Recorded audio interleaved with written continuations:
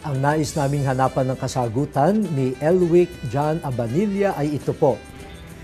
May pag-asa kayang magkaisa ang lahat ng Kristiyano sa kabila ng pagkakaiba ng paniniwala. Okay, napakagandang tanong ito. At una sa lahat, siguro ganito, sabi ni Cardinal Walter Casper na siyang namumuno sa tinatawag nating Pontifical Council for the Unity of Christians, no? Yung Christian unity, ecumenism ay ito.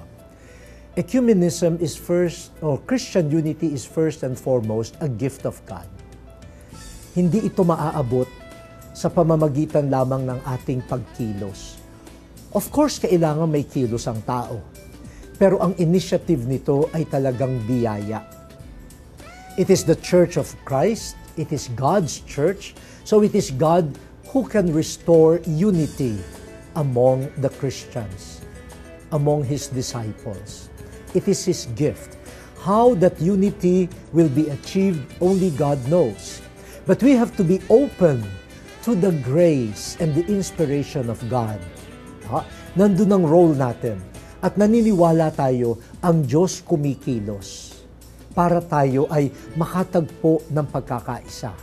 Ang tanong lang ay, ang mga tao ba ay bukas sa itinuturo na daan ng Panginoon?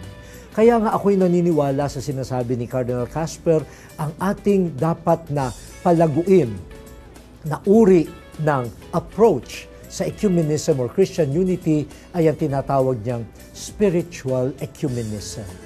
Ang isip, ang kalooban ng mga tao na sa ngayon ay magkakahiwalay, bagamat lahat ay nagsasabing tagasunod ni Kristo, ay ang ating pagbubukas ng diwa sa salita ng Diyos at sa inspirasyon ng Espiritu Santo.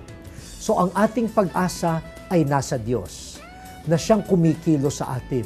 At umasa rin tayo na ang Diyos ay magagabay sa atin at tuturuan ng mga tao na maging bukas sa kanyang inspirasyon para maging bukas sa isa't isa.